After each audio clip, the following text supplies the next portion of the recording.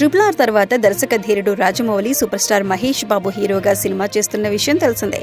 SSMB 29 టైటిల్తో తెరకెక్కుతున్న ఈ సినిమా కోసం దేశం మొత్తం ఎదురు చూస్తుంది.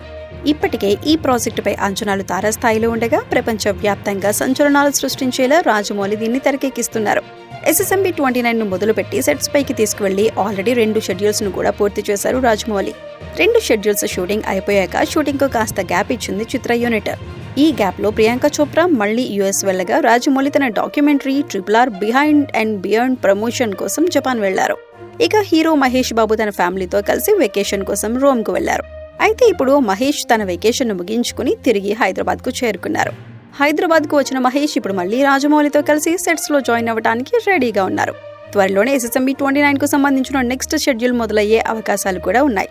ఈ సినిమాకు విజేంద్ర ప్రసాద్ కథను అందించగా ఫారెస్ట్ అడ్వెంచర్ గా SSMB 29 రూపొందుతుంది. ప్రియాంక చోప్రా కీలక పాత్రలో నటిస్తున్న ఈ సినిమాలో పృథ్వీరాజ్ సుకుమారన్ కూడా నటిస్తున్నారు. Oscar winning music director MM Keeravani సంగీతం అందిస్తున్న SSMB 29 ను దుర్గా ఆర్ట్స్ బ్యానర్ లో KL నారాయణ భారీ బడ్జెట్ తో నిర్మిస్తున్నారు.